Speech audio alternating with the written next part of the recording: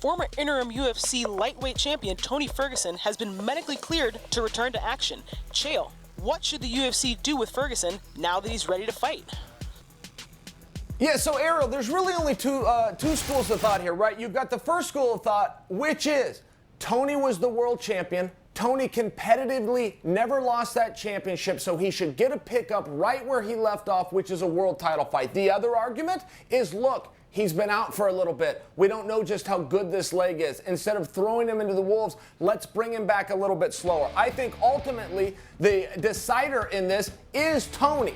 But there's a little bit more of a problem, Ariel, which is if you're going to go and put him into a title fight, that means he's out for a meaningful period of time, considering the title in his weight class is going to be contested next on October 6th with McGregor versus Khabib. By the time those guys get some recovery, particularly if it's Conor, all of the speculation of will he come back, when will he come back, we know from history he doesn't fight very often. If it's Khabib, I mean, is that really something that you want to do if you're Tony Ferguson and you make your living by weighing in and walking out there competing? I'm going to guess not. I'm going to guess that he wants to be active. So what do you do with him? I'm a little bit at a loss here. I would like to see him put in what we call the bullpen. We're seeing the same thing happen with Kamaru Usman, where he is going to weigh in and potentially would step in to face either Woodley or Till if one of those guys had a reason that they couldn't make the walk to the ring. I'd like to see him put in that spot for two reasons. One, it forces him to be in training camp. Two, it comes with a little bit of a payday. And I just don't think,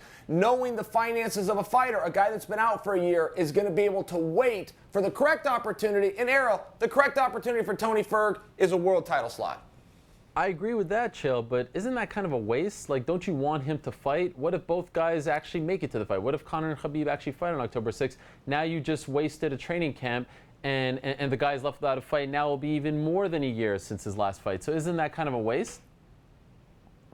Well, who would you suggest? I say it's not a waste in this regard. I think that you're a little bit up against it on this with the two schools of thought. I think he deserves a title fight, but more importantly, you have to consider the finances. I would like to see him get paid and go through the training camp. So no, it is not a total waste to go through the training camp and be in the gym and not actually have to walk out there rounds 1 through 3. Okay, so let me offer you this one, and I'm going to give a tip, a hat tip, if you will, to a fellow Canadian, Aaron Bronstetter, a reporter for TSN, our sister station up in Canada, and he threw this out, and I loved it. Georges St-Pierre wants to fight the winner of Conor versus Khabib. We've talked about this before. Well, if you want the winner of Conor versus Khabib, why not Georges St-Pierre versus Tony Ferguson? #1 contender fight. They need a big fight for Madison Square Garden. Put it on that card. Allow Tony. No? You're not feeling this, Chael? Come on. I want to see Chael falling asleep on the screen. How do you not like this? It's a great idea.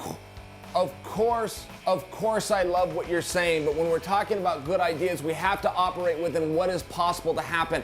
Tony Ferguson does not have a world championship right now. If there's no world championship, there is no Georges St-Pierre. It's as simple as that. Yes, do I love the idea? You got it. Does it make sense if you're trying to build that fight up? You got it. But let's also not mislead anybody. Georges St-Pierre is saying he wants the winner of Khabib and Conor. What Georges St-Pierre means is, I will fight Conor should he beat Khabib. I don't know about that. Look, George is a smart guy.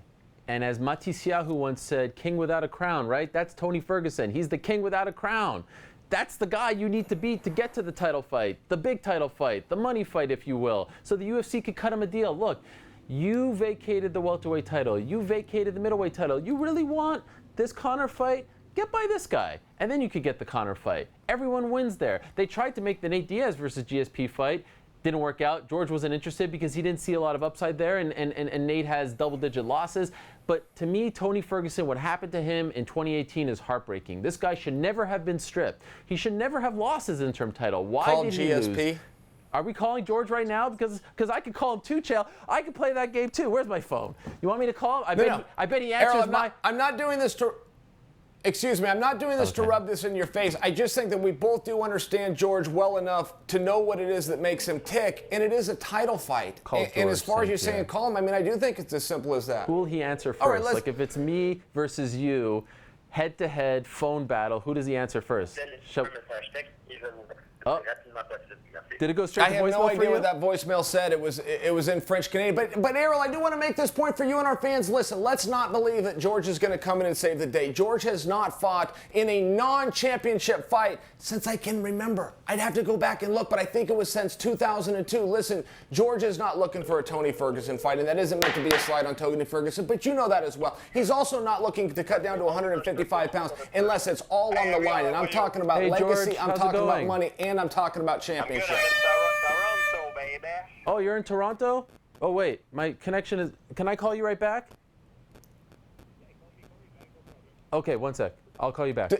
Disclose that this is being recorded, genius. Hey, I just won the phone face-off. How about that? Yours went straight to voicemail. I have to tell you, and that's I won. actually... I'm actually very impressed. Wow. How about that? I just won the phone face-off with Georges St-Pierre. Guess who he likes more? For more Ariel and the Bad Guy, sign up now for ESPN Plus.